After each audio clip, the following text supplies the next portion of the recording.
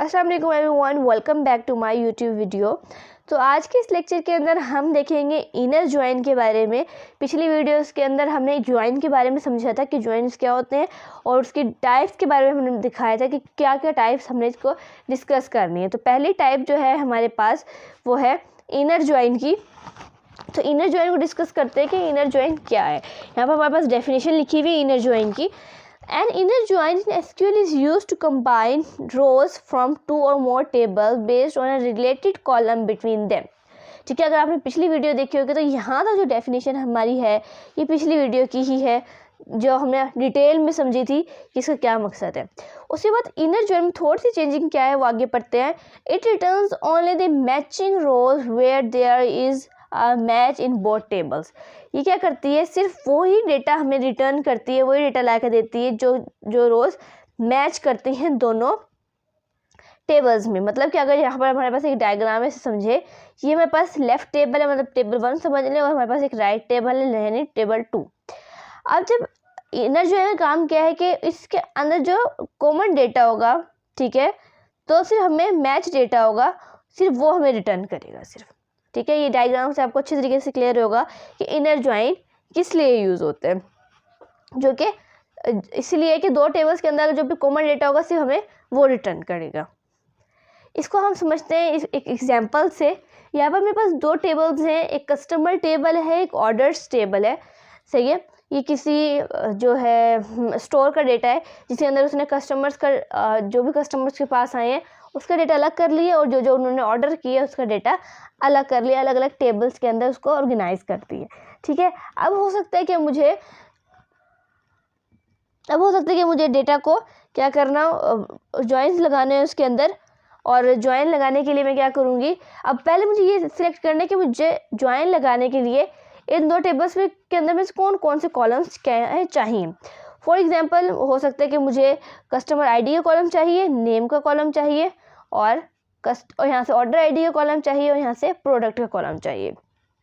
ठीक है, जैसे पिछली वीडियो में हम डिस्कस किया था कि हम जब जॉइंस लगाते हैं तो हमें पहले डिस्कस करना होता है कि हम लोगों ने कि कौन सा किस टेबल में से कौन कौन से कॉलम्स चाहिए। और उसके बाद हमने दूसरी बार डिस्कस ये की थी कि इन दोनों टेबल्स के अंदर कोई से भी एक कॉलम क्या होना चाहिए, सेम होना चाहिए, जिसकी बेस के ऊपर हमने इसका जॉइन लेना है। अगर हम देखें तो कस्टमर आईडी इसमें भी है और कस्टमर आईडी इसमें भी है, मतलब एक कॉलम ऐसा है जो दोनों टेबल्स में आ रहा है, तो हम इसका क्या कर सकते हैं, जॉइन ले सकते हैं। तो जॉइन लेने के लिए जैसे मैंने आपको बताया था, मैंने कस्टमर आईडी लेनी है, नेम लेना है, कस्टमर ऑर्डर आईडी लेनी है, और यहाँ से प्रोडक्ट का कॉलम लेना है। तो उसको लिखने की ये क्यूरी होगी जो आपको स्क्रीन पर नज़र आ रही है। इस क्यूरी को हम समझते हैं स्टेप बाय स्टेप। तो सबसे पहले तो हमने डिसाइड कर लिया कि हमने इन दो टेबल्स में से कौन कौन से कॉलम्स लेने हैं। ठीक है, ये आपके ऊपर है, जितना मर्जी कॉलम अगर आपने डिफाइन करने हैं तो आप उसको ले सकते हैं। ओके, तो यहाँ पर जो क्यूरी लिखी हुई है, सबसे पहले जो भी ऑरेंज में लिखा हुआ है वो हमारे कीवर्ड्स हैं, उसके बाद जो येलो में लिखा हुआ है वो हमारे टेबल्स के नेम है, और जो वाइट में लिखा हुआ है वो हमारे कॉलम्स के नेम है। अच्छा, सिलेक्ट क्या है, कीवर्ड है, क्योंकि मुझे सिलेक्ट करना है सबसे पहले। अब मुझे क्या करना है, कस्टमर आईडी वाला कॉलम लेना है, और कस्टमर आईडी वाला कॉलम किस टेबल में है, कस्टमर्स के टेबल में। तो मैं क्या लिखूँगी, कस्टमर्स डॉट कस्टमर आईडी। इसका मतलब क्या है कि कस्टमर्स वाले टेबल में कस्टमर आईडी का कॉलम मुझे चाहिए। उसके बाद कोमा लगाएंगे। कोमा लगाने के बाद अब मुझे दूसरा टेबल कौन सा चाहिए था, दूसरा कॉलम कौन सा चाहिए था, नेम वाला कॉलम चाहिए था, और नेम वाला कॉलम किस टेबल में है, कस्टमर्स वाले टेबल में। तो क्या लिखेंगे, कस्टमर डॉट नेम।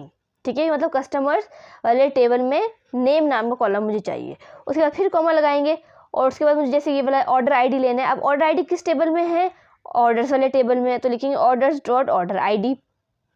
उसके बाद प्रोडक्ट का कॉलम लेना है, उसके अंदर क्या लिखेंगे, ये कौन से टेबल में है, ऑर्डर्स के टेबल में, तो ऑर्डर डॉट प्रोडक्ट लिखेंगे। सही है, तो ये इस तरह से हमने जो 4 कॉलम्स लेने थे वो हमने बता दी कि किस किस टेबल में से कौन कौन से कॉलम हमें चाहिए। उसके बाद क्या करेंगे, ये लिखा है फ्रॉम क्या है, कीवर्ड है। उसके बाद लिखेंगे कस्टमर्स, मतलब मैंने कस्टमर्स क्या है, टेबल का नेम है ना, कि मुझे कस्टमर टेबल का इनर जॉइन लेना है ऑर्डर टेबल से। ठीक है, from customer inner join orders. सही है, कि हमें कस्टमर टेबल का इनर जॉइन लेना है ऑर्डर्स टेबल से। उसके बाद क्या लिखा हुआ है, ऑन। अब जैसे मैंने आपको पहले बताई थी कि इन दोनों में से कोई एक कॉलम जो है सेम होना चाहिए, तो इसमें एक कॉलम जो है वो कस्टमर आईडी का जो है सेम है, तो हम इसी की बेस के ऊपर क्या करेंगे, ज्वाइन ले लेंगे। ऑन अभी हमें अपनी कंडीशन लगानी है।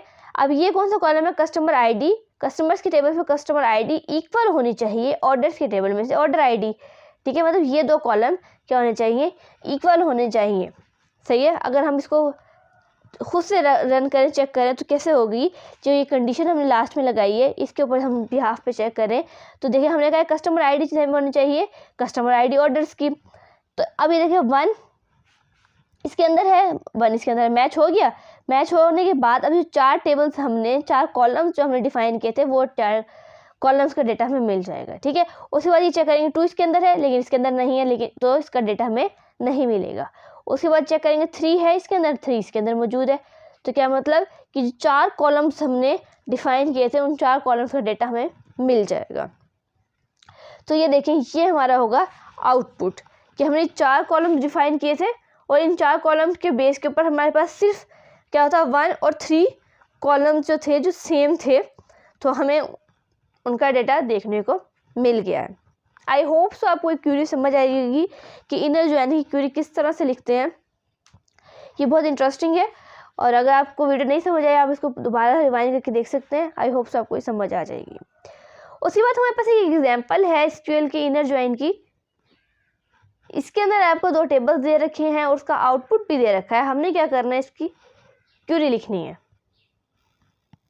तो सबसे पहले क्या करेंगे, हम टेबल्स को एनालाइज करेंगे और उसके आउटपुट को एनालाइज करेंगे। जैसे मेरे पास कस्टमर और ऑर्डर्स नाम के 2 टेबल हैं, ये देखें, और उनका जो आउटपुट है ये हमारे पास आउटपुट है। अब आउटपुट में क्या है, कस्टमर आईडी लिया हुआ है, फर्स्ट नेम लिया हुआ है और अमाउंट लिया हुआ है। अब ये देखिए कस्टमर आईडी किस कॉलम से लिया हुआ है, किस टेबल से लिया हुआ है, कस्टमर टेबल से, और फर्स्ट नेम क्या लिया है वो भी कस्टमर टेबल से, और अमाउंट का कॉलम कहाँ से लिया हुआ है, ऑर्डर्स टेबल से। तो अगर हम इसकी क्वेरी लिखना चाहें तो कैसे लिखेंगे, सबसे पहले लिखेंगे सिलेक्ट, उसके बाद क्या है कस्टमर आईडी लेना है। कस्टमर आईडी क्या है, कस्टमर्स नाम के टेबल से है, तो मैं लिखूंगी कस्टमर्स डॉट कस्टमर आईडी, और उसके बाद क्या है हमारा फर्स्ट नेम का कॉलम है वो भी कस्टमर नाम के टेबल में से है, कस्टमर डॉट फर्स्ट नेम, ठीक है। और उसके बाद क्या है अमाउंट का हमारे पास कॉलम है जो कि ऑर्डर्स के टेबल में से, ऑर्डर्स डॉट अमाउंट, ठीक है। उसके बाद क्या लिखेंगे, फ्रॉम कस्टमर, कस्टमर नाम के टेबल से हमने क्या लेना है, इनर ज्वाइन लेना है। इनर ज्वाइन किससे लेना है हमने, जो इनर ज्वाइन ऑर्डर्स टेबल से, ठीक है। ऑर्डर्स लिखेंगे। अब किस बेस पे लिखेंगे, ऑन। अब इन दोनों में से देखिए कौन सा कॉलम जो है सेम है, ये वाला कस्टमर आईडी का कॉलम इधर भी है और इधर भी है, लेकिन इनका नेम चेंज है तो कोई मसला नहीं, लेकिन इनके अंदर से जो है डेटा सेम होना चाहिए। तो इनके क्या होगी कि कस्टमर वाले टेबल में से customer dot customer ID is equal to, equal होनी चाहिए ऑर्डर्स वाले टेबल से डॉट कस्टमर्स। तो ये कुल मिला के क्वेरी बनेगी जिससे हमें ये आउटपुट देखने को मिलेगा। अगर हम चेक करें इन दोनों कॉलम्स को हमने सेम किया है तो देखिए 1 डेटा इसके अंदर मौजूद है लेकिन इसके अंदर मौजूद नहीं है, तो ये क्या है 1 का जो है ऑर्डर आईडी 1 है उसका डेटा हम नहीं लेंगे। उसके बाद देखिए 2 इसमें है लेकिन इसमें नहीं है, तब भी हम इसका डेटा नहीं लेंगे। उसके बाद देखिए 3 इसके अंदर है और इसके अंदर भी है तो हम उसका डेटा हमने ले लिया। उसके बाद क्या 4 इसके अंदर है लेकिन इसके अंदर नहीं है तो हम इसका डेटा नहीं लेंगे, और 5 इसके अंदर है और इसके अंदर भी मौजूद है तो हमने इसका भी डेटा ले लिया। तो इस तरह से हम लेते हैं इनर ज्वाइन। अब हम मेरे पास एक और एग्जांपल है, ये आपको पास एग्जांपल नज़र आ रही होगी, अब आपने इसकी खुद प्रैक्टिस करनी है, उसकी इनर ज्वाइन की आपने क्वेरी लिखनी है। आई होप सो आपको वीडियो पसंद आई होगी। वीडियो पसंद आई है, इनर ज्वाइन आपको समझ आए तो आप वीडियो के नीचे कमेंट करके बता सकते हैं, और इसका आउटपुट भी मुझे वीडियो के नीचे कमेंट में बता सकते हैं कि क्या हो सकती है, इसकी क्वेरी क्या हो सकती है।